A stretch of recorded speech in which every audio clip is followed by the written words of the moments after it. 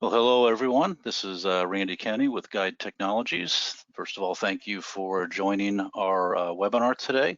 We're going to be talking about inventory management and specifically a guide product called item availability, which gives you a time-phased view of your inventory, something unique that you can't quite get out of green screen, PowerLink, or NetLink. So we'll be going through that just by way of quick introductions here. Well, first of all, I guess this being a webinar from a logistics standpoint, let me just point out that everyone's in listen only mode because of this type of a format, but we want to encourage you to ask any questions or put anything that you'd like to have answers to in the chat box, and we will make sure to save time at the end to try to address those within this next hour. So by way of introductions, my name is Randy Kenny. I'm the Guide Product Manager as well as Consulting Manager here at Guide.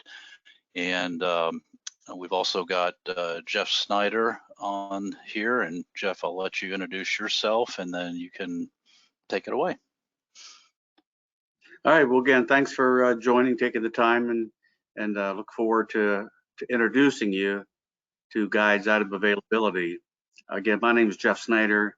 I've been with Guide for over 15 years. My focus as a consulting application consultant is on the execution, planning, and costing realms of XA. Been bouncing around XA for over 40 years. And just as a real quick intro to the item availability, like Randy was saying, I mean, from Mapix 1 days on, there's never been a really good way to ascertain what is available today on an inventory part number. There's a lot of what I call head math that gets involved. You know, we can look at the on hand and so on and so forth. So I'm gonna walk you through a quick slide deck, and then we'll get right into a demo. I have a live demo, and again, we encourage you to, if you have questions or concerns along the way, throw them in the chat. Wendy or Randy, I assume, will be monitoring that and let me know if I need to pause for a quick answer, or we'll just save them all towards the end. This should not take more than about 45 minutes, so we'll have some time at the end for Q&A. I hope you find it interesting. Thank you again for your time. So what is item availability? Okay, so like we said, you know, we're going to compare this to PowerLink and the green screen. This is built in. We don't modify any code. There's nothing like that going on. You know, it's built in. It's transparent to the user, and I think, quite frankly, your users are going to love this. I can't imagine anybody saying, "Nah, no, that wouldn't do us any good." I mean, I just can't imagine. So, with that said, so it's just a quick view of a time-phased what is actually available today. You know, when we look at green screen or PowerLink vanilla, you can't find out what's available today. So we're going to walk you through this. We can certainly put in PowerLink. You can build some workbenches which show, you know, what are the open orders, what are the scheduled receipts, what's the on hand. But again, there's a lot of head math going on there. In NetLink, we can do split screens. The workbenches aren't available on NetLink, as some of you may well be aware, but the split screen kind of simulates or emulates a workbench. Okay. We also added component availability as well. So if you get into the item availability and you don't have quite enough, you're like, okay, well, when could I make more? So you can drill into the component availability. Now that requires EPDM. Can't do that with PDM. It does require EPDM. Okay, some of the requirements, just to be upfront, you know, materials management, right? So I know what the on-hand balances are. That's your item warehouse, customer orders, manufacturing orders, and purchase orders. So these modules are required, and then EPDM itself is not required unless you want to do component availability. Okay. MRP planned orders are not considered at this point in time in Guide's product. You know, quite frankly, you know, planned orders may or may not come to fruition. So you got to kind of think of this as an execution tool. Your customer service is on the line with the customer. they're saying, hey, how many do you have available on part A today? So we're not worried about planned orders because they're 2 weeks, 3 weeks out. They want to know, what do you have available today? And then they might say, well, when are you going to have 100 available? So that's a different question. But again, if we have a need at some point in time to incorporate planned orders, we can certainly do that. Okay.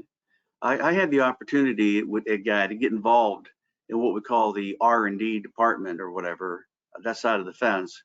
I work with Randy on the Guide products and in our Crackerjack tech team.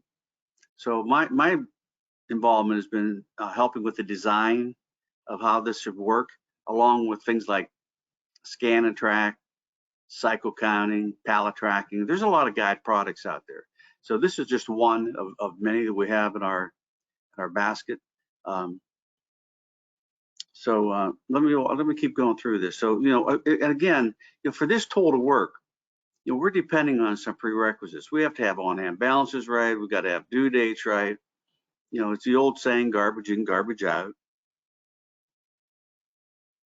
Okay, again, it's not available in PowerLink today, NetLink, or green screen. And I'm going to show you that, show you what we have to do today without this tool, and then how this tool embraces that. So if I'm looking at an item, this is the item warehouse. If I'm looking at an item warehouse and I call up a part number, it says, hey, you got 100 on hand, 30 on order, 30 allocated, you got 100 available. Yeah, but when are those on orders coming, right? How many, is that one order? Allocations, one customer order, or when's it, what's the timing of these things, right? If this allocation is coming before the on order, I don't have 100 available today. So that's what we're trying to answer, is how many are really available today? In the current world, in PowerLink, and you can get it, the reason why I put this in the slide deck is because you'll have it with you then, right?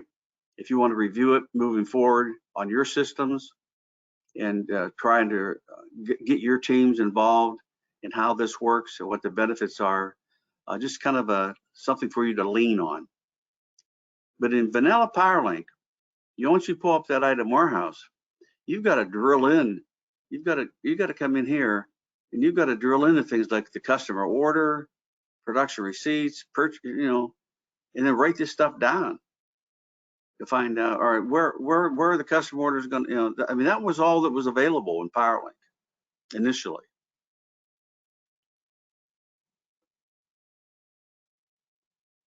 Okay, so what we could do, finally they came out with workbenches in PowerLink, maybe 10 or 15 years ago. It gave us this ability to link business objects.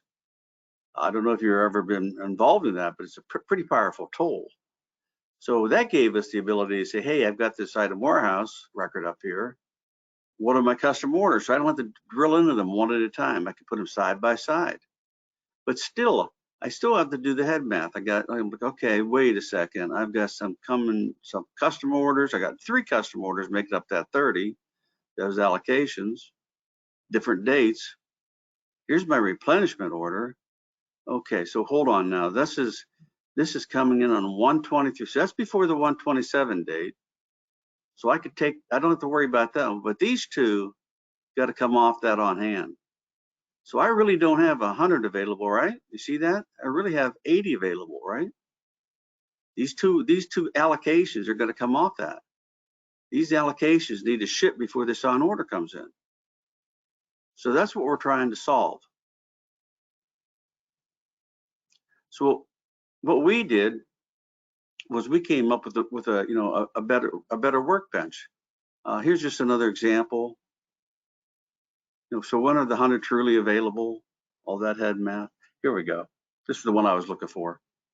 So now what we did is we came up with this other panel. And so we're showing right here the on hand 100, but we end up introducing this concept of future unmet demand, right? This is an Apex term. This is not a Guide term. It's not a Jeff Snyder term. This is a generic Apex term in inventory management circles known as future unmet demand. And that's what this is. Those 20 are you know, it's demand, it's not met.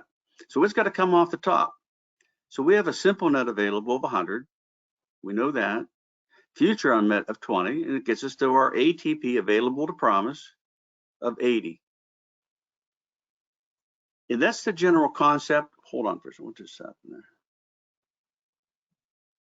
Oh, that's the general concept of how this tool works. I mean, there was a lot of thought and work that went into this, but at the end of the day, it's simple to use. You know, you can get access to this right from the item warehouse. You don't have to be putting in a customer order to find out what the ATP is. Right from the item warehouse, you're going to be able to drill into this, and so when the customer calls and says, "How many do you have available?" You're going to be able to say, "I have 80 available right now." Okay. Again, it's basic Apex logic. You can Google that if you'd like. We do the same thing with subassemblies, not just a final assembly, but you know, you have subassemblies going on too. And now you may have, you'll find out here, you know, I have a work order coming in for you know, replenishment, but I also have a work order that's allocating, right? Because this is a subassembly. So just wanted to show that to you. It's the same idea. It works exactly the same. So whether it's the final assembly with customer orders, a subassembly where you're dealing with, you know, high level demand to a manufacturing order, or, you know, fabricated items, same idea, right down to the purchase item, right? Now on this purchase item, just to point out something, we're down here in this purchase item. You'll notice it looks like the replenishment's coming in, right? You're all nice and good, coming in on 11:30, 20 pieces coming in. Well, wait a second. Today's not 11. Today's 8 something or other. You know, what is this? What is this nonsense, right? So it's truth serum. If your purchase orders or manufacturing orders are in arrears, that's how it's gonna line up. We don't necessarily push these forward. What we do is we color code them. We do that. We'll show them in yellow saying, hey, this is a past due order. You know, proceed with caution. Just like in a red light, proceed with caution. Okay. You know, green screen, you know, back in 1980s and the 90s, this is all we had before browser and PowerLink came aboard, you know, all that GUI interface, and nothing was able to be changed or modified. And here you can see, you know, again, 100 available right there. You got 30 allocated and 30 on order. Not very appealing. So then it came out with this thing called item availability. They called it item availability right there in green screen. And a lot of people, quite frankly, still use this because there's not a whole lot available in PowerLink. They would rather, you know, they grew up with this. They've been using it for 20, 30 years. They're used to it. But you can see, you got a lot of information here. Here's those 30 again. There's your allocations. There's your dates. Here's your replenishment order coming in. Again, what does that lead to? You know, a lot of head math. But people are using, I think there's people using this today. Of course, you could put dates in, kind of separate some stuff out a little bit. They try to help a little bit, but it's pretty complicated. We also have component availability, like I was saying. This is right from the item warehouse. Here I got, you know, an indented bill. I could click on any one of those. Here's my future unmet demand. Here's my available to promise today.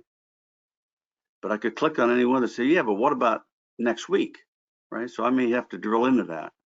If I have, you know, if I got enough to cover me, but I have one that's not, then I may have to drill into that, drill a little deeper. Makes a nice workbench in PowerLink. Again, on that item, you can right click into it, drill into it, and right from there, see what's going on with that particular guy. Okay. We also added this icon up here. So if I was on the on hand, I hit that, it's just gonna take you right into your stock status. So that's nice addition that our tech team put together for us. There's also a user button up here where you can put the quantity required. So the customer says, well, when are you going to have 100? So then, this gets up. This doesn't update. This stays the same, but it's going to update over here and say, hey, if you've got 100, all of a sudden my available to promise might change here, depending on this extended quantity. So it's kind of helpful if you don't have enough over here. If the available, I only have 80. I'm not going to have 100 available. I could tell him it's going to be 11.9.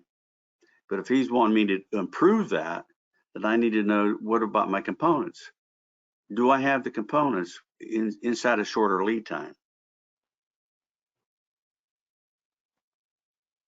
You can also do the same thing from a customer line item. I think most of the time it's going to be from the item warehouse record, which is pointing that out. There's your item availability, component availability. These are the two business objects that you would hit. You won't have those. You won't see these on your, you do a display on yours, you're not going to see these until you get into the product. Okay, so in NetLink, just real quick, we have the same idea, but it's a split screen rather than a workbench. So a little different look and feel, but it's the same information. You got your orders coming in, calculating. Here's your future unmet demand. Here's your ATP. It's the same. You line this up with PowerLink. It's the exact same data. Just in case you want to get to release 10, just letting you know this is transparent. Nothing that we need to do special or super to advance this to NetLink. Release 10. Everybody's looking at release 10 and NetLink. A lot of advantages of NetLink that I'm not going to get into, but we can have that discussion another day. So, in vanilla PowerLink, there is a rudimentary available to promise. It's only available when you're entering a customer or line item on an order, and it looks like this, right? But your expected receipts, you don't know what that is. Just as, same thing with the demand. So down here, we just expand that, right? We're coming down here and we're showing the customer order number. So if you're wondering, what is that order number? What is that? So we're showing that. We're showing the manufacturing order. Nothing like that up here. This is very rudimentary what they did. So we just, then they put the projected balance. They call it a projected inventory rather than available to promise. Well, here's available to promise over here, I guess. And then future unmet demand. So we organized the columns. So we thought it would make it a little more sense. Okay. So we're going to get into a demo, but just real briefly, again, no modifications to XA. It's transparent to the users. They think it's baked in. And again, we just simply add a column for time phased, to do the auto math for an available to promise projected balance. Okay. So let me get into the demo here. Let me show you this. All right. So I have a card file, right? You can develop card files in PowerLink and put cards on them. So I have one card file, custom card file, one card just for my demo purposes. And again, let me do this. Let's take a trip through history. Let's do this first, right? So before PowerLink even came around, right? This is what we were trying to do. So we come in here, right? And there was that was it. And then again, along with the item availability, just in case you're trying to explain this to your team.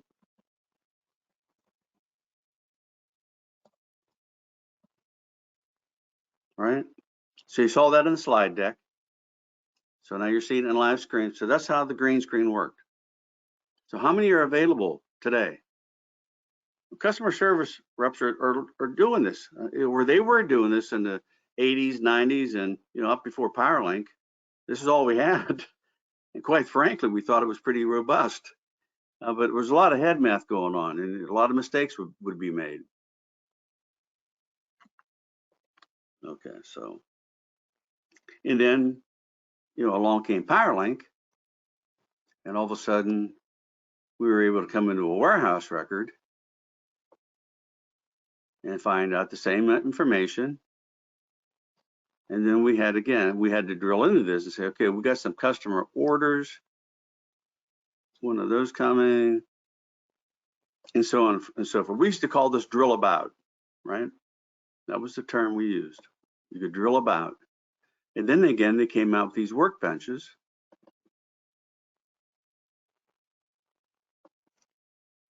So that made things a little bit easier. Now we didn't have to drill about and open up individual associated business objects.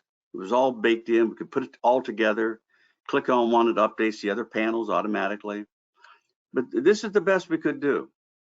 In vanilla PowerLink, this is as far as you can take it. There's no net available, no available to promise. So there's your available. Again, when are those 100 really going to be available? Same logic, just to reiterate, got a 1025 date. These two got to come off at a 1027 date. I don't have 100 available. So if you had somebody that had their wits about them in customer service, they wouldn't promise 100 to be shipped today. They say, oh, I got 100. Well, no, you don't have 100. You got allocations. Yeah, but I got on order.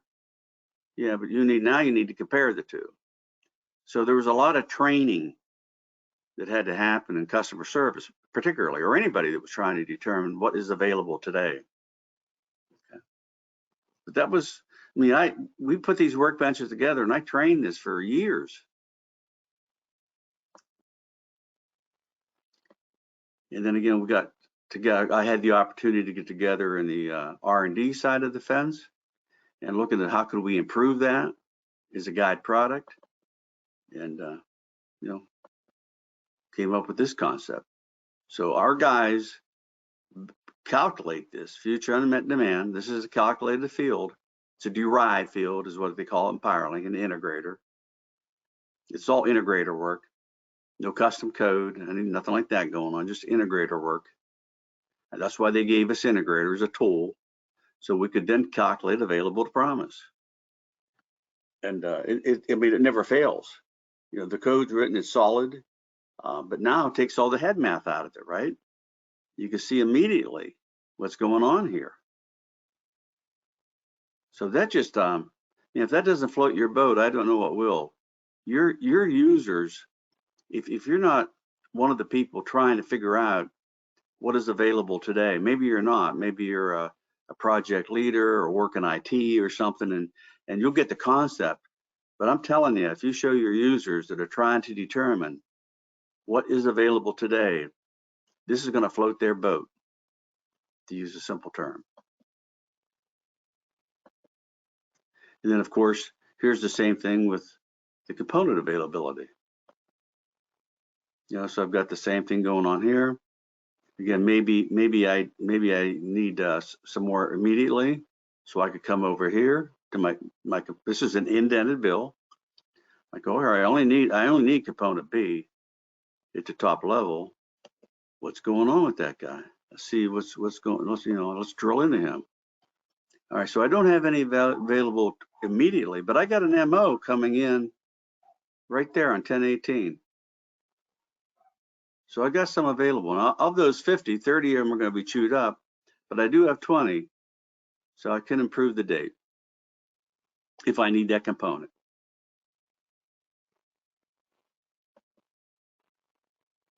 So just wanted to point that out to you, just as kind of a simple demo. And then if we were to get into the netlink situation, let me see here. Where's my netlink? I thought I had netlink up here. I know I did. Here we go. There it is. So same idea. You know, I can come into my item warehouse, you know, availability. And then on here, again, it's a split screen. And where's my part? Right there. No, this guy. So it's the same information. It's reading the same database. It's just a different GUI interface. So we've got to do a split screen. It's all internet based. And I can certainly take that item, you know, drill into him as well. But you get the concept. We can certainly put the components in here as well, something like that.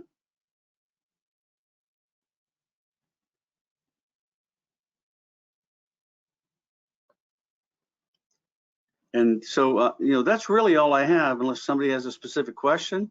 Randy, I'll turn it back over to you. All right, thanks, Jeff. I'm just looking right now, see if anyone has any questions, comments, put it into the chat or in the question drop down in your GoToWebinar panel. I'm not seeing anything at the moment. Well, let me just, if not, let me page ahead here one time. So just say, I mean, if you come up with a question, certainly you can shoot me an email or Randy an email, and we'll collaborate and get back to you on you know, set something up if you want a more specific demo, more relative to your situation, your business opportunities, and so on and so forth. You know, that's what we do. Yeah, absolutely. This type of a format can't really make it personalized, but we can certainly set up something as a follow-up if you want to get more of your team together, or you know, anything like that. Make it much more interactive. So this product also comes with an install guide. Our tech team put together a real nice install guide, and you get some. You'll automatically get some views on that. You don't have to set that up yourself. You'll get all that. And then I have put together what I call just a handbook or user guide. It's about 30 pages long, just to, you know, you could hand somebody, say, hey, you might want to play with this. This is, you know, just a quick handbook. So we also supply some documentation, is my point. Yeah, and this as a follow-up to not only all of you who have attended here, but anyone that registered will get the recording to this session. So feel free to ask any questions as a follow-up. We will be at InPower. Guide's going to have quite a few people there in a couple weeks in Milwaukee. So if anyone is going to that, I'll be there along with you know, our sales team, Rick, Shane, others from Guide, or quite a few of our technical team will be there. So if you're going, we look forward to interacting with you at that venue. And you certainly stop the Guide product booth and ask any questions this product or any of our other